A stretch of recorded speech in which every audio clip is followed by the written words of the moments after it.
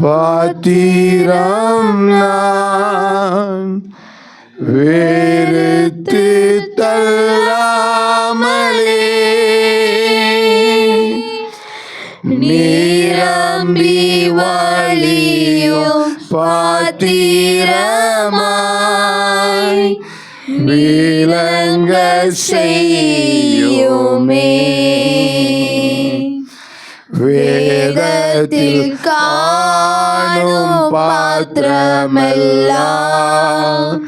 இயேசுவை போற்றிடுதே. என்னையும் அவ்வித பாத்திரமாய் வளைந்து கொள்ளுமே. கிருபையும் இரக்கம் நிறைந்த எங்கள் அன்பின் ஆண்டவரே, நீர் பேசும், நாங்கள் கேட்கட்டும். அதன்படி நடந்து தேவனுடைய ஆசீர்வாதங்களை பெற்றுக்கொண்டு வருகைக்கு ஆயத்தப்படட்டும்.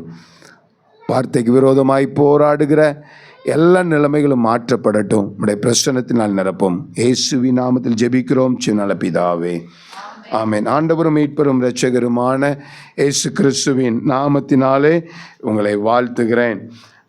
பரிசுத்த வேதாகமத்திலிருந்து ஒரு வசனத்தை வாசிக்க கேட்போம்.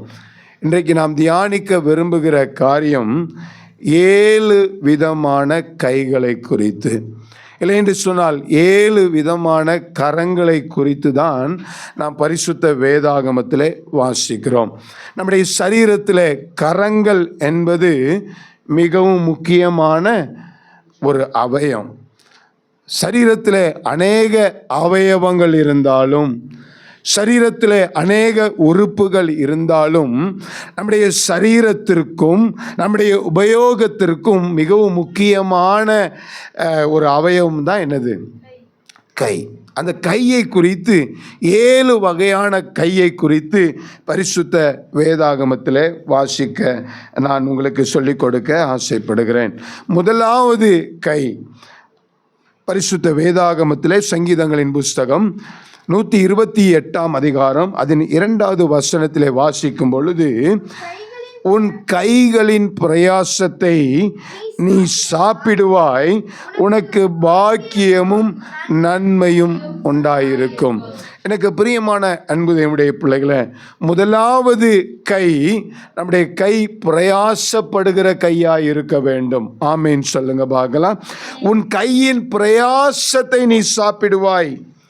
கரங்கள் என்று சொன்னால் அமைதியாய் இருப்பதற்காக அல்ல, உழைப்பதற்காக, பிரயாசப்படுவதற்காக கர்த்தர் நமக்கு கரங்களை உண்டாக்கி இருக்கிறார். ஆமேன் சொல்லுங்க பார்க்கலாம்.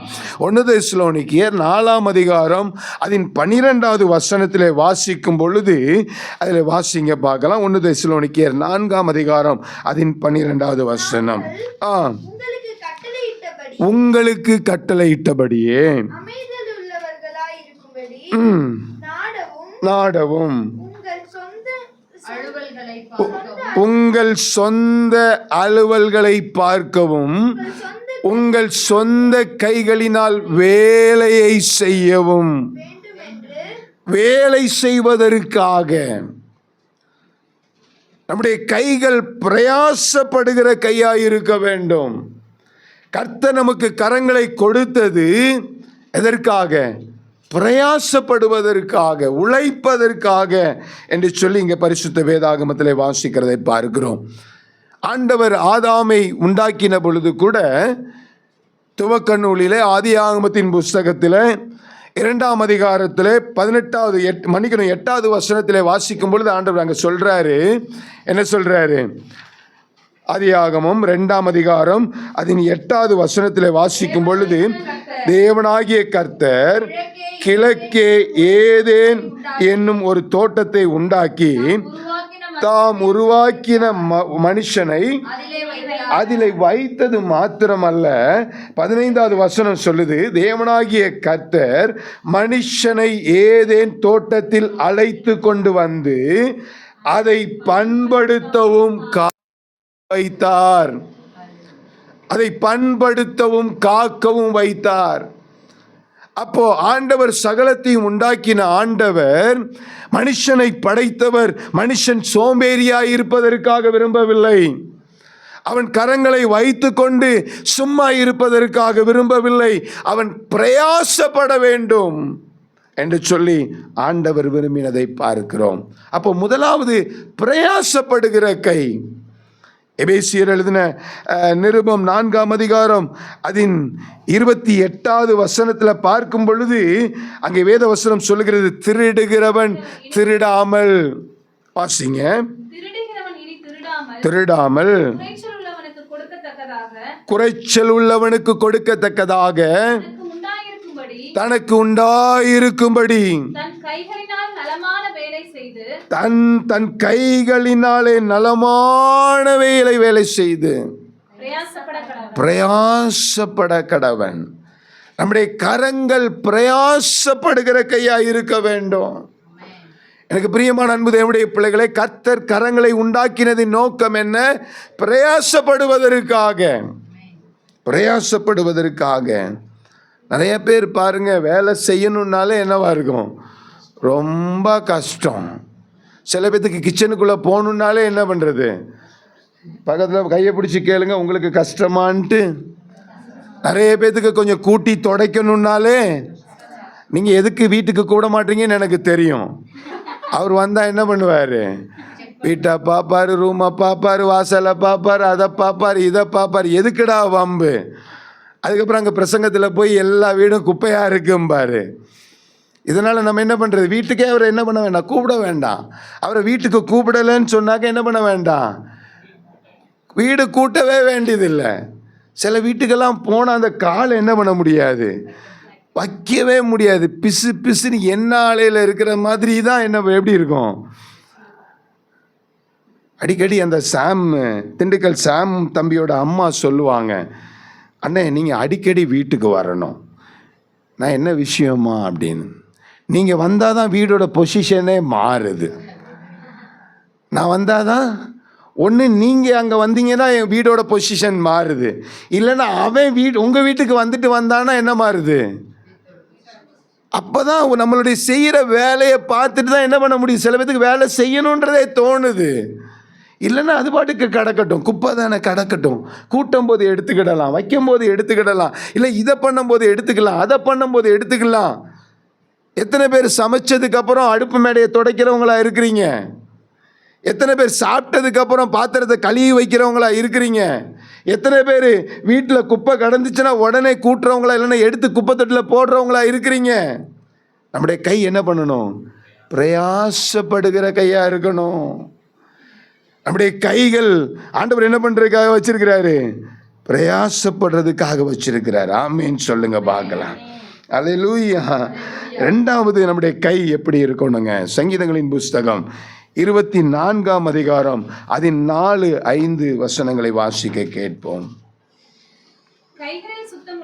கைகளில் சுத்தமுள்ளவனும் இருதயத்தில் மாசில்லாதவனுமாய் இருந்து போதும். ரெண்டாவது, நம்முடைய கை சுத்தமாயிருக்க வேண்டும். நம்முடைய கை எப்படி இருக்கணும்? சுத்தமாயிருக்கணும். நீங்கள் உடனே நல்ல சோப்பு போட்டு கழுவுறதை பற்றி நான் சொல்லலை. கோவிட் காலங்களில் நல்ல சானிடைசரை போட்டு கிருமி வராமல் அதை பற்றி நான் சொல்லலை. ஆனால் இங்கே சுத்தம் என்று சொல்லி இருக்கிறது பரிசுத்தத்தை குறிக்கிறது. நம்முடைய கை என்ன பண்ணணும்? கொடுக்கல் வாங்கல்ல பரிசுத்தமாக இருக்க வேண்டும். நாம் தொடுகிற காரியம் எதுவாக இருக்கணும்? பரிசுத்தம் உள்ளதாக இருக்க வேண்டும். நாம் எந்த கையினால் எந்த காரியங்களை செய்கிறோமோ அந்த காரியங்களை பரிசுத்தமான காரியங்களை நாம் செய்கிறவர்களாக இருக்க வேண்டும்.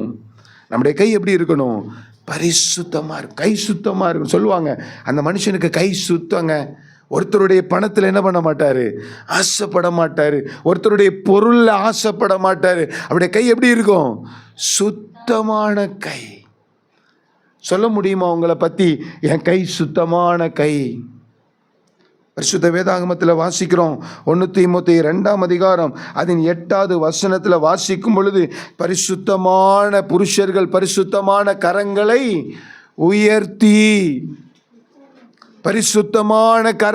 உயர்த்தி நம் தேவனை ஆராதிக்கிறோம், தேவனிடத்தில் விண்ணப்பம் பண்ணுகிறோம், செபிக்கிறோம், கரங்களை உயர்த்தி அவரை மகிமைப்படுத்துகிறோம். நம்முடைய கை எந்த அளவுக்கு பரிசுத்தமாய் இருக்கிறது? தேவன் தொடக்கூடாது என்கிற காரியங்களை நம்முடைய கரங்கள் தொடாமல் இருக்கிறதா? நம்முடைய கரங்கள் பரிசுத்தமாக தான் இருக்குதா? கர்த்தர் நம்முடைய கரங்கள் சுத்தமானவீலா இருக்க வேண்டும் என்று சொல்லி ஆண்டவர் விரும்புகிறார். ஆமேன் சொல்லுங்க பார்க்கலாம்.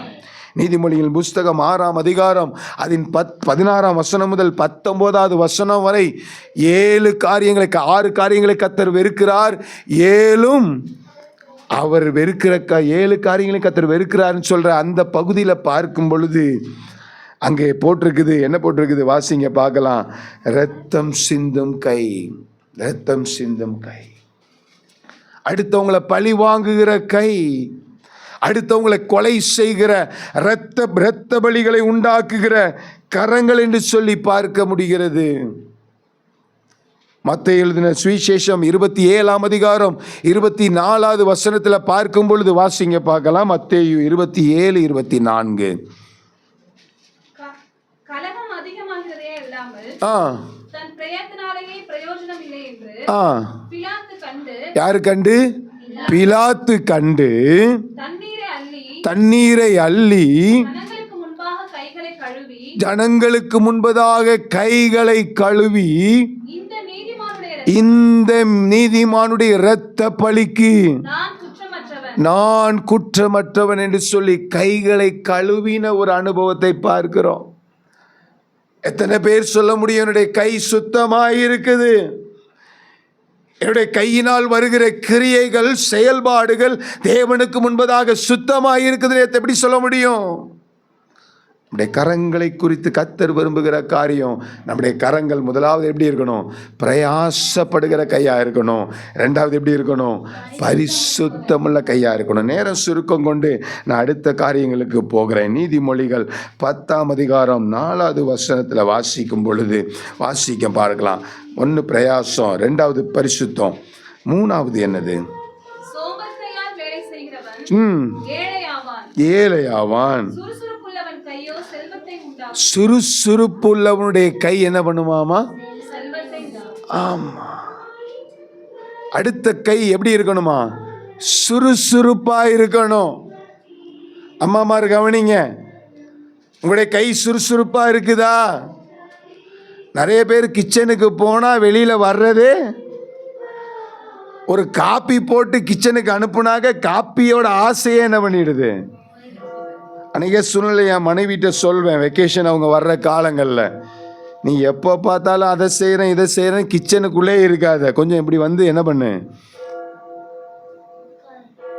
சில விஷயத்தில் என்ன வேணும்? சுறுசுறுப்பு வேணும். பக்கத்தில் கையை பிடிச்சி கேளுங்க, சுறுசுறுப்பாக இருக்கிறீங்களா? சோம்பேறியா இருக்கக்கூடாது. சில பேர்த்துக்கு வீடு கூட்டினாக்க என்னது? சோம்பேறி தான். வீடுக்கு ஏண்டா கூட்ட சொன்னோம்னு ஆகிடும். வீட்டில் இருக்கிறது 2 ரூம் தான், ஆனால் கூட்டுறதுக்கு விளக்க மாற்ற எடுத்து இங்கேயும் அங்கேயும் தடவி, இங்கே வாய் பார்த்து அங்கே வாய் பார்த்து தலை சொரிஞ்சு, அதுக்கிடையில் ஃபோன் கால் வந்து, அம்மா கேட்குறீங்களா? உங்களுக்கு தான் பிரசங்கம் பண்ணுறேன். விளக்க மாற்ற எடுத்தால் முதல்ல எடுத்த கையோட கூட்டிகிட்டு தான் என்ன வேலை பார்க்கணும்? பக்கத்தில் கையை பிடிச்சி சொல்லுங்கள், வீடை கூட்ட விளக்கமாற எடுத்தா சுறுசுறுப்பாக கூட்டி முடிச்சுட்டு அடுத்த வேலையை பாருங்க. நிறைய பேர் பெட்டை கூட என்ன பண்ணுறதில்ல, சுருட்டுறதில்ல. எத்தனை பேர் தைரியமாக சொல்ல முடியும், பாஸ்டர் இப்போ நீங்கள் பெட்ரூம் வந்து பாருங்கள், நீட்டாக தான் இருக்குது. நீங்கள் எங்கள் வீட்டு பெட்ரூமை பார்த்துட்டு போகலாம், பிரச்சனை இல்லை. படுக்க முடிஞ்சிட்டா பெட்டு பில்லோலாம் அது இருக்க வேண்டிய இடத்துல என்ன பண்ணிடும்? சில பேர்த்துக்கு அந்த படுக்க அறையில் இருக்கிற அந்த பெட்டை கூட சுருட்டுறதுக்கு என்ன இல்லை, நேரம் இல்லை. சோம்பேறி. எந்த சோம்பேறியோ தெரில. கர்த்தருக்கு ஸ்தோத்திரம். சுறுசுறுப்பு உள்ளவங்களா இருக்கணும், ஆக்டிவாக இருக்கணும். செய்ய தொடங்கினா சட்டா புட்டான்னு செஞ்சு முடிக்கிறவங்களா இருக்கணும். நம்ம எந்த அளவுக்கு ஆக்டிவாக இருக்கோமோ, எந்த அளவுக்கு சுறுசுறுப்பாக இருக்கிறோமோ, அந்த அளவுக்கு என்ன பண்ணுமா? சுறுசுறுப்பு உள்ள கை செல்வத்தை வருவிக்குமா? அநேக நேரத்தில் கர்த்தர் நமக்கு நன்மை கொடுக்காததின் காரணம், நிறைய பேர் சொல்லுவாங்க, எனக்கு பெரிய வீடாக கர்த்தர் கொடுத்தாருன்னா நான் எப்படி வைப்பேன், நல்லா நீட்டாக வைப்பேன், மூஞ்சி முகரையும் பாரு, சின்ன வீட்டையே இதால் சுத்தமாக வைக்க முடியல, இது பெரிய வீடை கொடுத்தா என்ன பண்ணிடுமா, ஒரு 2 பாத்திரம் தான் கிடக்கும், இதை கழுவாது, அதையும் முடிச்சிட்டு கழுவிக்கிறேன். எத்தனை வீட்டில் அந்த கிச்சனில் கிடக்கிற அந்த பாத்திர ஸ்மெல் ஹால் வரைக்கும் அடிச்சிருக்கு தெரியுமா? சிஸ்டர் உங்கள் வீட்டையா சொல்கிறாருன்னு கேளுங்க. பக்கத்தில் இருக்கவங்கள பார்த்தேன். சுறுசுறுப்பு வேணும். நம்ம செய்கிற வேலையில் என்ன பண்ண, எப்படி இருக்கணும், சுறுசுறுப்பாக இருக்கணும். நம்ம நடக்கிற நடையில் எப்படி இருக்கணும், சும்மா அப்படியே அசம்பந்த மாதிரி சோம்பேறி மாதிரி தள்ளி விட்டா செத்து போகிற மாதிரி என்ன பண்ணக்கூடாது. நீங்கள்லாம் சைலண்ட்டாக இருக்க பார்த்தா எனக்கு டவுட்டாக இருக்குது. நான் உங்களெல்லாம் சொல்லலையே. கர்த்தருக்கு ஸ்தோத்திரம். நம்ம சுறுசுறுப்புள்ளவங்களாக இருக்கணும்னு கர்த்தர் விரும்புகிறாரு. நீதிமொழிகள் 12ஆம் அதிகாரம் 4வது வசனத்தில் பார்க்கும் பொழுது, குணசாலியான ஸ்திரீ தன் புருஷனுக்கு கிரீடமாக இருக்கிறாள். ஆனால் வேற ஒரு டிரான்ஸ்லேட்டில் போட்டிருக்குது, சுறுசுறுப்புள்ள மனைவி தன் புருஷனுக்கு முடியாக இருக்கிறாள். சுறுசுறுப்புள்ள மனைவி தன்னுடைய புருஷனுக்கு. ஆமாம். அப்போ நம்ம மனைவிமார் எப்படி இருக்கணும், சுறுசுறுப்புள்ளவங்களா இருக்கணும். சங்கீதக்காரன் சொல்றாரு, சங்கீதங்களின் புஸ்தகம் 144ஆம் சங்கீதம் 1வது வசனத்தில் வாசிக்கும் பொழுது, என் கைகளை போருக்கும் என் விரல்களை யுத்தத்திற்கும் படிப்பிக்கிற என் கண்மலையாகிய கர்த்தருக்கு ஸ்தோத்திரம். எதுக்கு பழப்பிக்கிறாரா? கைகளை போருக்கும் விரல்களை. நம்மளுடைய சோம்பேறித்தனத்தில் நம்மளை கொண்டே யுத்தத்தில் நிறுத்தினா எப்படி இருக்கும்? பக்கத்தில் கையை பிடிச்சி கேளுங்க, அக்கா உங்களை யுத்தத்தில் நிறுத்தினா எப்படி இருக்கும்? நம்ம இது குனிஞ்சி குண்டை எடுக்கங்காட்டி அவன் மண்டையில் ஒரு குண்டை போட்டுருவான். கர்த்தருக்கு ஸ்தோத்திரம். ஏம்மா ஏய்யா அப்படின்னு இது குனிஞ்சி எடுக்கங்காட்டியும் என்ன பண்ணிடுவான், எய்தாப்பில் இருக்கிறவன் யுத்தத்துக்கு ஆப்போசிட் எதிரி என்ன பண்ணிடுவான், போட்டு தூக்கிடுவான். ஆமாம், எனக்கு தெரியாது ஏன் அன்று இந்த வசனத்தை எடுக்க வச்சாருன்ட்டு. சுறுசுறுப்பு உள்ளவங்களா இருக்கணும், ஆக்டிவ் பர்சனாக இருக்கணும். ஆமேன்னு சொல்லுங்க.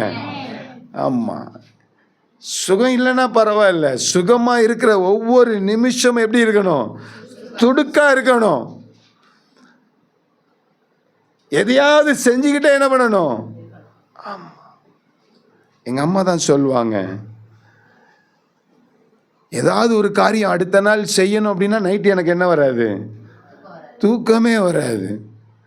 நைட்டு லேட்டாக தான் படுப்பேன், 12 மணிக்கு படுப்பேன். ஆனால் காலையில் என்னத்தை செய்யணுமோ அதை தான் போயிட்டு 4 மணிக்கு பல்ல கூட தேய்க்காமல் அதை தான் என்ன பண்ணிகிட்டு இருப்பேன், நோண்டிக்கிட்டு இருப்பேன். எங்கள் அம்மா சொல்லுவாங்க, அதுக்கு வாய் இருந்தாலும் ஆளும். அந்த அளவுக்கு நம்ம வேலையில் என்ன எப்படி இருக்கணும், ஆக்டிவாக இருக்கணும். ஆமேன்னு சொல்லுங்க. அடுத்தது 4வது காரியம், சங்கீதங்களின் புஸ்தகம் 88ஆம் சங்கீதம் 9ஆம் அதிகாரத்தை வாசிக்க கேட்போம். தொய்ந்து போயிற்று.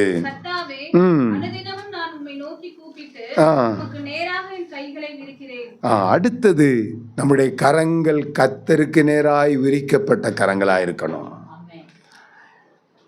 முதல்ல நான் சொன்னேன், நம்முடைய கை எப்படி இருக்கணும், பிரயாசப்படுகிற கையாக இருக்கணும். 2வது சுத்தமுள்ள கையாக இருக்கணும். 3வது சுறுசுறுப்புள்ள கையாக இருக்கணும். 4வது கர்த்தருக்கு நேராய் கரங்களை உயர்த்தி. அடிக்கடி நான் சொல்வேன், கைகளை உயர்த்தி ஜெபிங்க, கைகளை உயர்த்தி ஆண்டவரை ஆராதிங்க, கைகளை உயர்த்தி அல்லேலூயா பாடுங்க. கைகளை உயர்த்துவது என்பது ஒரு பக்கம் ஆண்டவருக்கு முன்பதாக நம்மை சரண்டர் பண்ணுவது. கைகள் உயர்த்துவது என்பது ஒரு பக்கம் என்னது, வெற்றியை கொண்டாடுவது. 1000 வாட்டி சொல்லி கொடுத்துருக்கேன் உங்கள்கிட்ட. ஒரு பக்கம் கையை உயர்த்துறது என்னது, கர்த்தர்கிட்ட ஒன்றும் இல்லாண்டவரேன்னு என்னை சரண்டர் பண்ணுறது. இன்னொரு காரியம் நான் வெற்றியை கொண்டேன். பார்த்துருக்குறீங்களா? அந்த கிரிக்கெட்டில் 4 அடிச்சுட்டா 6 அடிச்சுட்டா என்ன பண்ணுவான்? அதெல்லாம் நல்லா பார்ப்பீங்க, நீங்களும் நல்லா கையை உயர்த்துவீங்க. ஆனால் ஆண்டவருக்கு முன்னாடி நம்ம கை உயருமான்னு எனக்கு தெரியாது. ஆண்டவருக்கு முன்னாடி நம்ம கையை உயர்த்தணும். ஆமேன்னு சொல்லுங்க. மனுஷனுக்கு முன்னாடி நம்ம கையை உயர்த்த வேண்டியதில்லை, மனுஷனுக்கு முன்னாடி கையை விரிக்க வேண்டிய அவசியம் இல்லை. உண்மையிலே நான் சொல்கிறேன் அனுபவத்தோட, யாரெல்லாம் கர்த்தருக்கு முன்னாடி கையை விரிக்கிறாங்களோ, யாரெல்லாம் கர்த்தருக்கு முன்னாடி கையை உயர்த்துகிறாங்களோ, அவங்க மனுஷனுக்கு முன்னாடி எந்த சூழ்நிலையிலும் விரிக்கவோ நீட்டவோ ஒரு சூழ்நிலையே வராது. ஆமேன்னு சொல்லுங்க பார்க்கலாம். அல்லேலூயா. அதுதான் நம்ம வாசிக்கிறோம். 1 தீமோத்தேயு 2ஆம் அதிகாரம் 8வது வசனத்தில் வாசிக்கும் பொழுது, பரிசுத்தமான கரங்களை உயர்த்தி உயர்த்தி வாசிங்க பார்க்கலாம். அன்றியும் புருஷர்கள் தர்க்கமும் இல்லாமல் பரிசுத்தமான கைகளை உயர்த்தி கைகளை உயர்த்தி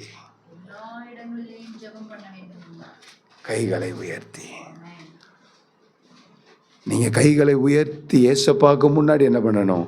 கைகளை உயர்த்தி. சங்கீதம் 121ஆம் சங்கீதம் 1வது வசனத்தில் வாசிக்கும் பொழுது நம்ம வாசிக்கிறோம், எனக்கு ஒத்தாசை வரும் பர்வதங்களுக்கு நேராக என் கண்களை ஏறெடுக்கிறேன். சங்கீதக்காரன் சொல்றாரு, நீங்க சொல்லுங்க, என் கைகளை ஏறெடுக்கிறேன். எனக்கு ஒத்தாசை வானத்தையும் பூமியும் உண்டாக்கின யாரிடத்திலிருந்து வரும்? கர்த்தரிடத்திலிருந்து வரும். அதுக்கு நான் என்ன பண்ணணும்? என்னுடைய கரங்களை உயர்த்தணும். ஹல்லேலூயா. பார்த்துருக்குறீங்களா? சின்ன குழந்தைங்களா இருக்கும்போது அப்பா தூக்குறதுக்காக அந்த பிள்ளைங்க என்ன பண்ணும்? இப்படி கையை தூக்கிக்கிட்டே வரும். அப்பாவுக்கு மனசே கேட்காம என்ன பண்ணுவாங்க? தூக்கி என்ன பண்ணிக்குவாங்க? தோளில் வச்சுக்குவாங்க. நீங்கள் உங்கள் தேவைக்காக கர்த்தருடைய கரத்தில், கர்த்தருடைய பாதத்தில், அவருக்கு முன்னாடி அவர்கிட்ட நீங்கள் உங்கள் கைகளை விரிங்க, உங்கள் கைகளை உயர்த்துங்க. உங்களுடைய கைகள் அவருக்கு முன்பதாக நீட்டப்பட்டிருக்கட்டும். கர்த்தர் உங்களை ஆசீர்வதிப்பாரா இருப்பார். ஆமேன்னு சொல்லுங்க பார்க்கலாம். அல்லேலூயா. அடுத்தது 5வது காரியம், நீதிமொழிகள் 12ஆம் அதிகாரம் 24வது வசனம்.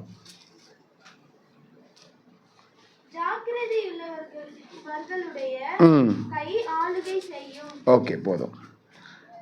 27 வாசிங்க. அதே இதில்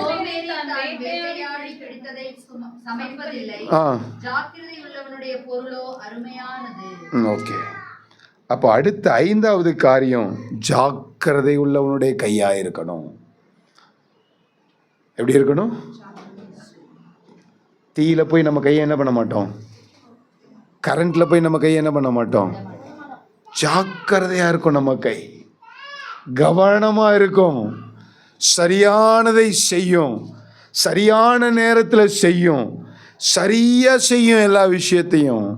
நம்முடைய கை எப்படி இருக்கணும்? ஜாக்கிரதை உள்ள கையா இருக்கணும்.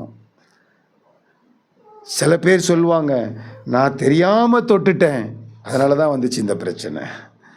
நான் தெரியாம அந்த இடத்துல இருந்து அந்த காரியத்தை என்ன பண்ணிட்டேன்? மாற்றி வச்சுட்டேன், அதனால தான் வந்துச்சு இந்த பிரச்சனை. அப்போ நம்முடைய கை எப்படி இருக்கணும்? கவனமாக இருக்கணும். எதை செய்கிறோம், எப்படி செய்கிறோம், இது சரியாக இருக்குமா, இது உகந்ததாக இருக்குமா, இது எனக்கு யோக்கியமாக இருக்குமா, இது எனக்கு தேவைதானா அப்படின்னு சொல்லி நம்முடைய கை எப்படி இருக்கணும்? ஜாக்கிரதை உள்ளதாய், கவனம் உள்ளதாய் இருக்க வேண்டும். ஆமேன்னு சொல்லுங்க பார்க்கலாம். அடுத்தது 6வது காரியம், நீதிமொழிகள் 31ஆம் அதிகாரம் 20வது வசனத்தை வாசிங்க. சிறுமையானவர்களுக்கு தன் கையை திறந்து ஏழைகளுக்கு தன் கரங்களை நீட்டுகிறார். போதும். அடுத்தது, நம்முடைய கரம் ஏழைகளுக்கு கொடுக்கிற கரமா இருக்கணும், இல்லாதவர்களுக்கு கொடுக்கிற கரமாய் இருக்க வேண்டும், கஷ்டப்படுகிறவர்களுக்கு கொடுக்கிற கரமாய் இருக்க வேண்டும். துக்கத்தோடு பாரத்தோடு ஆகாரம் இல்லாத பிள்ளைகளுக்கு நம்முடைய கரங்கள் எப்படி இருக்கணும்? கொடுக்கிற கரமாய் இருக்கணும். கொடுங்கள், அப்பொழுது உங்களுக்கு கொடுக்கப்படும். ஏழைக்கு இறங்குகிறவன் கர்த்தருக்கு கடன் கொடுக்கிறார், அவன் கொடுத்ததை அவர் திரும்ப கொடுப்பார். ஏழைகளுக்கு கொடுக்கணும், திக்கற்ற பிள்ளைகளுக்கு கொடுக்கணும், உதவியற்றவர்களுக்கு கொடுக்கணும், கொடுக்க வேண்டியவர்களுக்கு கொடுக்கணும், தேவை உள்ளவர்களுக்கு கொடுக்கணும். ஆண்டவர் நமக்கு 10 ரூபாய் கொடுத்திருக்கிறார் என்று சொன்னால் 1 ரூபாய் இல்லாதவர்களுக்கு கொடுப்பதற்காக தான் நமக்கு கொடுத்திருக்கிறார். நான் அப்படி நினைப்பேன். எனக்கு ஆண்டவர் 10 ரூபாய் கொடுத்தா 1 ரூபாய் இல்லாதவங்களுக்கு என்ன பண்ணணும்? நான் கொடுக்கணும். எனக்கு கர்த்தர் 100 ரூபாய் கொடுத்தால் கர்த்தருடைய சமூகத்திலிருந்து நான் சொல்றேன், 10 ரூபாய் இல்லாதவங்களுக்கு நான் என்ன பண்ணணும்? கொடுக்கணும். எனக்கு இவ்வளவு வரட்டும் நான் கொடுக்கிறேன், அவ்வளவு வரட்டும் எனக்கு கொடுக்கிறேன், அது வரட்டும் நான் கொடுக்கிறேன், இது வரட்டும் நான் கொடுக்கிறேன். நீ 1 ரூபாய் கொடுக்கலன்னா 10 ரூபாய் எப்படி கொடுப்ப? 1 ரூபாய் நம்ம கொடுக்கும்போது தான் 10 ரூபா நமக்கு என்ன. எங்கள் ஊரில் தான் ஒரு பழமொழி சொல்லுவாங்க, என்னது, நுனிக்கை நீளாமல் முழங்கை எப்படி நீளம் அப்படின்னு. 1 ரூபாய் கொடுத்தா தான் என்ன பண்ண முடியும்? 10 ரூபாய் கொடுக்க மனசு வரும். 10 ரூபாய் கொடுத்தா தான் 100 ரூபாய் என்ன பண்ண வரும்? மனசு வரும். நம்ம ஏழைகளுக்கு கொடுக்கிறவர்களாய் கொடுக்க வேண்டும். மத்தேயு எழுதின சுவிசேஷம் 25ஆம் அதிகாரம் அது 35ஆம் வசனம் முதல் 40ஆம் வசனம் வரைக்கும் நம்ம பார்க்கும் பொழுது, அந்த 40வது வசனத்தை பாருங்க, படிங்க பார்க்கலாம். மத்தேயு 25:40, 35 முதல் 40 வசனம். பிரதியுத்தரமாக, மிகவும் சிறியராய் இருக்கிற சகோதரருக்கு எதை செய்தீர்களோ. அங்க பாருங்க, வியாதி இல்லாதவங்களை போய் பார்க்க போனாங்க, ஆகாரம் இல்லாதவங்களுக்கு ஆகாரம் கொடுத்தாங்க, உடை இல்லாதவங்களுக்கு உடை கொடுத்தாங்க, ஆறுதல் இல்லாத பிள்ளைகளுக்கு போய் அவர்களை ஆறுதல் படுத்தி தைரியப்படுத்தி பலப்படுத்தி. அப்போ உடனே கேட்குறாரு, இதெல்லாம் யாருக்கு செஞ்சோம்? எப்போ செஞ்சோம்? கஷ்டப்படுறவங்களுக்கு நீ செஞ்சல்ல, துக்கப்படுறவங்களுக்கு நீ செஞ்சல்ல, வேதனைப்படுறவங்களுக்கு நீ செஞ்சல்ல, இல்லாதவங்களுக்கு நீ செஞ்சல்ல. இதெல்லாம் யாருக்கு தான் செஞ்ச? எனக்கே செஞ்ச, எனக்கே செஞ்ச. அப்போ நம்ம என்ன பண்ணணும்? சிறுமைப்பட்டவர்களுக்கு நம்முடைய கரங்களை என்ன பண்ணணும்? உதவி செய்யணும். நம்முடைய தரிசனம் தான் நலிவடைந்தவர்களுக்கு உதவி செய்வது, பெண்களுடைய பொருளாதாரத்தை உயர்த்துவது, நமக்கு கர்த்தர் கொடுக்கிற அந்த பணத்தில் மற்றவர்களுக்கு உதவி செய்வது. கொடுக்கும் பொழுதுதான் கர்த்தர் நமக்கு கொடுப்பார். விதைக்கும் பொழுதுதான் அதன பலனை என்ன பண்ண முடியும்? நம்மளால பெற்றுக்கொள்ள முடியும். ஒருவேளை ஒரு விதை இருக்குமானால், ஒரு விதையை நீங்களே கைக்குள்ள வச்சிருந்தா என்ன பண்ண முடியாது? அதோடைய பலனை பெற்றுக்கொள்ள முடியாது, அதோடைய ஆசீர்வாதத்தை நீங்கள் பெற்றுக்கொள்ள முடியாது. ஆனால் அந்த ஒரு விதையை மண்ணுக்கு ஒப்பு கொடுக்கும் பொழுது, ஒரு விதையை அதை புதைத்து வைக்கும் பொழுது, ஒரு விதையை அதற்கு நீர் பாய்ச்சும் பொழுது, ஒரு விதையை நீங்கள் பராமரிக்கும் பொழுது, அது உங்களுக்கு அநேக விதைகள் உள்ள பழங்களை உங்களுக்கு கொடுக்கும். நீங்கள் உதவி செய்யும் பொழுது, நீங்கள் நலிவடைந்தவர்களுக்கு நன்மை செய்யும் பொழுது, தேவை உள்ளவர்களுக்கு அவருடைய தேவைகளை சந்திக்கும் பொழுது, நீங்கள் அதிகமாய் கொடுக்கவில்லை என்று சொன்னாலும் உங்களுக்கு இருந்ததில் மற்றவர்களுக்கு என்று கொடுக்கும் பொழுது கர்த்தர் உங்களை ஆசீர்வதிப்பார். ஆமென் சொல்லுங்க. நம்முடைய கரம் சிறுமைப்பட்டவர்களுக்கு திறக்கிற கரமாக இருக்கணும். 7வது எப்படி இருக்கணும்? லூக்கா எழுதின சுவிசேஷம் 24ஆம் அதிகாரம் 50வது வசனத்தை வாசிக்க கேட்கிறோம்.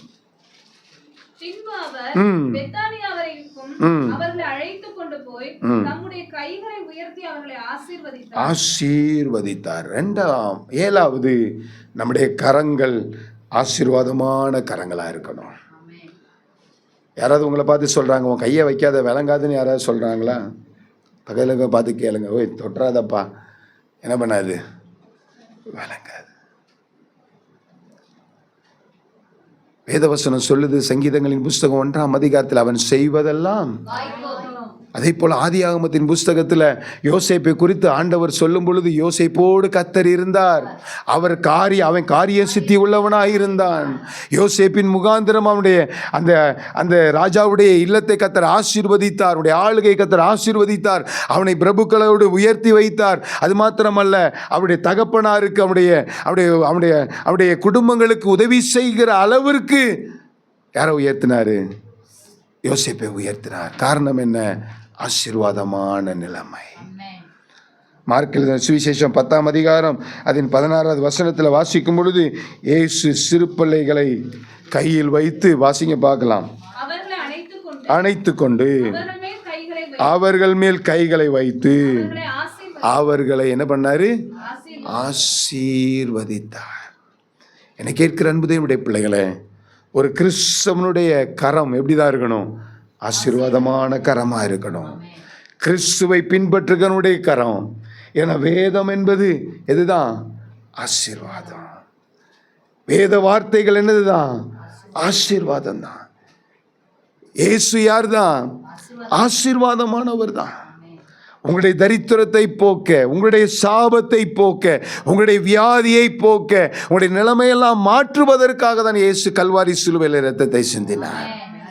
நீங்களும் நானும் ஆசீர்வதிக்கப்படுவதற்காக, நீங்களும் நானும் நன்மை அனுபவிப்பதற்காக அவர் சாபமானார் என்று சொல்லி, எதற்காக? நம்மை ஆசீர்வதிப்பதற்காக. அப்ப நம்முடைய கரம் எப்படி இருக்கணும்? ஆசீர்வாதமுள்ள கரமா இருக்கணும். 6 காரியங்கள் நீங்கள் பிரயாசப்படும் பொழுது, உங்கள் கை சுத்தமாக இருக்கும் பொழுது, உங்கள் கைகள் சுறுசுறுப்பாக இருக்கும் பொழுது, உங்களுடைய கரங்கள் கர்த்தருக்கு நேராக விரிக்கப்பட்டிருக்கும் பொழுது, உங்களுடைய கரங்கள் ஜாக்கிரதை உள்ளதாக இருக்கும் பொழுது, உங்களுடைய கரங்கள் சிறுமைப்பட்டவர்களுக்கு திறக்கும் பொழுது, உங்களுடைய கரங்களை கர்த்தர் ஆசீர்வதிக்கிற கரமாய் மாற்றுவார். உங்களுடைய கரங்களை கர்த்தர் ஆசீர்வாதமாய் மாற்றுவார். அநேக நேரத்தில் சின்ன பிள்ளைங்களை கொண்டு வருவாங்க, ஐயா ஆசீர்வதிங்க, பிளஸ் பண்ணுங்க. கிரண் சொன்னா, அண்ணே நீங்கள் முதல்ல நீங்கள் தான் வந்து என்ன பண்ணணும்? ஜெபம் பண்ணணும். அவனுக்கு தெரிந்த அவங்க அவங்க அவங்க அவனோட பார்ட்னர்,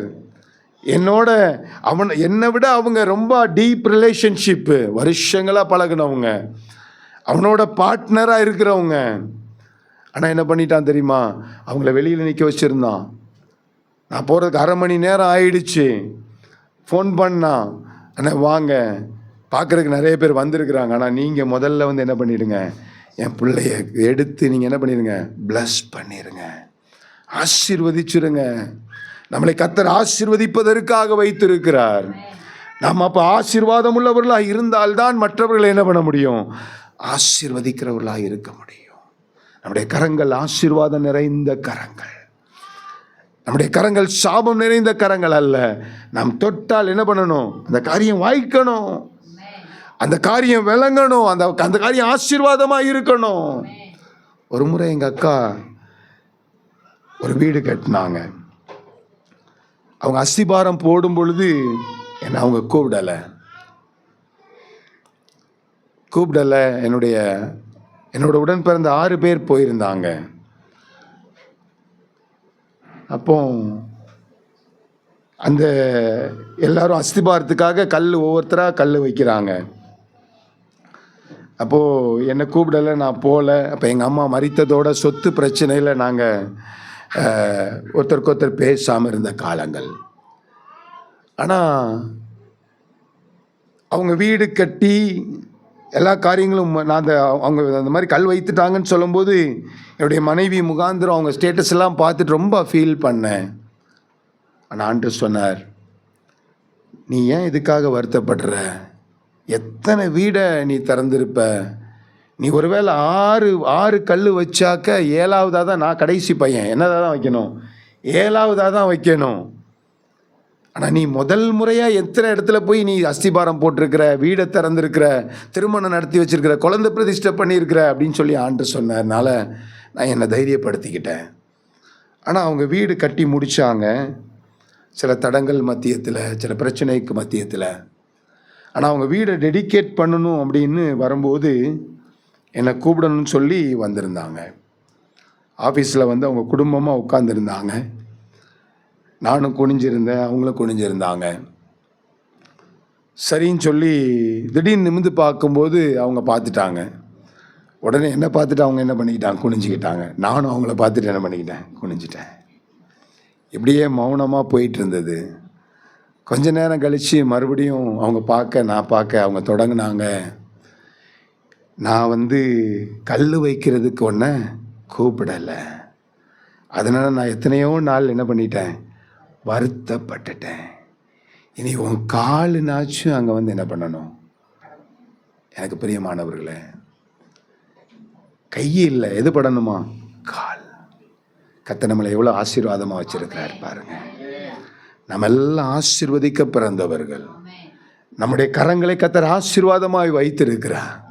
நம்முடைய கால்களை கர்த்தர் ஆசீர்வாதமாய் வைத்திருக்கிறார். எங்கே போய் மிதிக்கிறோமோ அந்த இடங்களை கர்த்தர் ஆசீர்வாதமாய் மாற்றுவார். எந்த காரியங்களை போய் தொடுகிறோமோ கர்த்தர் அதை ஆசீர்வாதமாய் மாற்றுவார். ஆமென் சொல்லுங்க பார்க்கலாம். எல்லாரும் எழுந்து நின்று தேவனுடைய சமூகத்தில் 7 விதமான கரங்களை பார்ப்பதற்கு கர்த்தர் உதவி செய்தார். நம்முடைய கரங்கள் எப்படிப்பட்டதாய் இருக்கிறது? ஆண்டவரே, நீங்க விரும்புகிற கரங்களாய் மாறணும்னு செபிங்க பார்க்கலாம். எல்லாரும் கண்களை மூடி உங்களுடைய கரங்களை பரலோகத்துக்கு நேராய் உயர்த்தி என்னுடைய கரங்களை உங்களுடைய கரத்தில் அர்ப்பணிக்கிறேன். ஆண்டவரே, இன்றைக்கு வேதத்தில் வாசித்த கரங்களைப் போல என்னுடைய கரங்கள் மாறணும். ஆண்டவரே, சுறுசுறுப்பு உள்ள கரத்தாய் மாற்றணும், பிரயாசமுள்ள கரங்களாய் மாறணும், பரிசுத்தமுள்ள கரங்களாய் மாறணும், ஏழைக்கு உதவுகிற கரங்களாய் மாறணும், ஆசீர்வதிக்கிற கரங்களாய் மாறணும். ஆண்டவரே, எனக்கு நீர் ஒரு விஷயம் உதவி செய்வீராக, எனக்கு ஒரு விஷயம் உதவி செய்வீராக. நீங்களா ஜெபிங்க பார்க்கலாம், நீங்களா ஜெபிங்க பார்க்கலாம். என்னுடைய கரத்தை உங்களுக்கு அர்ப்பணிக்கிறேன். ஆண்டவரே, என்னுடைய கரங்களை என்னுடைய கரத்தில் அர்ப்பணிக்கிறேன். அப்பா, நீங்கள் தொடுங்கப்பா, சாபமான காரியங்களை மாற்றுங்க. நீங்கள் விரும்புகிற வாழ்க்கையினுடைய கரங்களில் உண்டாகணும். நீங்கள் விரும்புகிறத தான் நான் தொடுவேன். ஆண்டவரே, நீங்கள் விரும்புகிறத நான் செயல்படுத்துவேன். எனக்கு உதவி செய்யுங்க ஆண்டவரே, உதவி செய்யுங்கன்னு கேளுங்க, உதவி செய்யுங்கன்னு கேளுங்க. ஆண்டவரே, கரங்களை கர்த்தர் ஆசீர்வதிப்பீராக. இதுவரை இருந்த சாபங்கள் எல்லாம் மாறட்டும், இதுவரை இருந்த பலவீனங்கள் எல்லாம் மாறட்டும். இன்றையிலிருந்து இவருடைய கரங்கள் ஆசீர்வாதமுள்ள கரங்களாய் மாறுவதாக. எஸ் ஆண்டவரே, கிருபையும் இரக்கம் நிறைந்த எங்கள் அன்பின் ஆண்டவரே, ஆசீர்வதிக்கப்பட்டதான இந்த மாலை வேளைக்காக ஸ்தோத்திரம். 7 விதமான கரங்களை நீர் பார்க்க உதவி செய்தீங்க. எங்களை அர்ப்பணிக்கிறோம் ஆண்டவரே. நீங்கள் விரும்புகிற, வேதம் விரும்புகிற ஆண்டவரே கரமாயிருந்த ஆண்டவரே, நாங்கள் ஆசீர்வதிக்கப்பட எங்கள் கர்த்தர் எங்களுக்கு உதவி செய்வீராக. அந்த ஒவ்வொரு குடும்பங்களையும் கர்த்தர் ஆசீர்வதிங்க. பேர் பேராக, சிறுவர் சிறியவர் பெரியவர் முதல் ஆண்டவரே எல்லாரையும் கர்த்தர் நீர் ஆசீர்வதிப்பீராக. வேலையில் இருக்கிற நெருக்கங்கள் எல்லாம் மாறட்டும். ஆண்டவரே, புரிந்து கொள்கிறவர்களை கர்த்தர் கொடுங்க. ஆண்டவரே, தகப்பனை சப்போர்ட் பண்ணுகிறவர்களை கர்த்தர் கொடுங்க. ஆண்டவரே, எந்த நோக்கத்தோடு கடந்து வந்தாங்களோ, எந்த எதிர்பார்ப்போடு கர்த்தர் கடந்து வந்தாங்களோ, என்னுடைய வாழ்க்கையில் இது நடக்காதா, சுகம் நடக்காதா, ஆரோக்கியம் நடக்காதா, என்னுடைய வாழ்க்கையில் ஒரு நன்மை நடக்காதா, ஆசீர்வாதம் வராதா என்று சொல்லி என்ன காரியத்தோடு இவர்கள் கடந்து வந்தார்களோ அந்த காரியங்களை கர்த்தர் நீர் கொடுப்பீராக, வாய்க்க பண்ணுவீராக. சுகம் உண்டாவதாக, சந்தோஷம் உண்டாவதாக, சமாதானம் உண்டாவதாக, ஆசீர்வாதம் உண்டாவதாக, பயங்கள் விலகுவதாக, தரித்திரங்கள் விலகுவதாக, தேவைகள் சந்திக்கப்படுவதாக, கடன் பிரச்சனைகள் மாறுவதாக, தேவனுடைய பாதுகாவல் உண்டாவதாக, படிப்பில் ஞானம் விளங்குவதாக, தேவனுடைய ஆசீர்வாதம் உண்டாவதாக, கொடுக்கிற கரங்களாய் மாற்றுவீராக, இல்லாய்மை மாறுவதாக நாங்கள் செபிக்கிறோம். எல்லாரையும் பிதா குமாரன் பரிசுத்த ஆவியின் நாமத்தினாலே வாழ்த்தி ஆசீர்வதிக்கிறோம். வேலையில் கர்த்தருடைய கரம் இருக்கட்டும், சந்தோஷம் சமாதானம் நிறைவாக இருக்கட்டும், நித்திய வாழ்வு காயத்தம் உள்ளவர்களாய் மாறட்டும். ஆண்டவரே, உலகத்தில் சாட்சி உள்ளவர்களாய் மாறட்டும். எங்கள் அன்பு தகப்பனீர் உதவி செய்யுங்க ஆண்டவரே. சரீரத்தில் சில பல போராட்டத்தினால வந்திருக்கிற தேவனுடைய பிள்ளைய கர்த்தருடைய போராட்டத்தை மாற்றுகிறார். பல நேரத்தில், பல சூழ்நிலையில், பல பகுதியில், சில நேரத்தில் குறுக்கு, சில நேரத்தில் வயிற்று பகுதி, சில நேரத்தில் இடுப்பு பகுதி, பல பகுதியில் ஒன்று போனால் ஒன்றுன்னு சொல்லி சில பலவீனங்களை கொடுத்து, பயத்தை கொடுக்கிற, குழப்பத்தை கொடுக்கிற, நினைத்த காரியங்களை கூட செய்ய நினைக்க முடியாத, செய்ய முடியாதபடி தடை பண்ணுகிற எல்லா சபிக்கப்பட்ட சாத்தானுடைய கிரியைகள் இயேசுவின் நாமத்தினால் விலகுவதாக. சுகம் உண்டாகட்டும், ஆசீர்வாதம் உண்டாகட்டும், துக்கங்கள் எல்லாம் சந்தோஷமாய் மாறட்டும். விவேகத்தில் அர்ப்பணிக்கிறோம். மறுபடியும் நாங்கள் கூடுகிற வரையில் நம்முடைய ரத்தத்துக்குள்ள எங்களை மறைத்து கொள்ளும். நல்ல செய்தியில் கேட்க பண்ணும். வருகிற நாட்கள் நடக்க போகிற எல்லா கூடுகையும் கர்த்தர் ஆசீர்வதியும். கான்ஃபரன்ஸ் கூடுகை ஜெகதாவே ஆசீர்வதியும். ஆண்டவரே, வீட்டு கூட்டங்களை ஆசீர்வதியும். ஆண்டவரே, தகப்பனே, பைபிள் கிளாஸை கர்த்தர் ஆசீர்வதியும். நாளுக்கு நாள் வேதத்தில் நாங்கள் தேர, நீர் விரும்புகிறபடி எங்களுடைய வாழ்க்கையை அமைத்து கொள்ள, ஆண்டவரே, கிறிஸ்துவுடைய மனவாட்டியாகிய சபையாய் ஆயத்தப்பட எங்களுக்கு கர்த்தர் நீர் கிருபை பாராட்டுவீராக. வேலைக்குள் வந்த ஒருவர் கூட கைவிடப்படக்கூடாது ஆண்டவரே. எல்லாரையும் கர்த்தர் நீர் பரிசுத்தப்படுத்தி ராஜ்யத்துக்கு எடுத்துக்கொள்வீராக. விவேகத்தில் அர்ப்பணிக்கிறோம், தாழ்த்துக்கிறோம். ஜெபத்தை கேட்டதுக்காக ஸ்தோத்திரம். துதி கனம் மகிமை எல்லா மக்கள் செலுத்துகிறோம். இயேசு கிறிஸ்து நாமத்தில் ஜெபிக்கிறோம் சின்ன பிதாவே.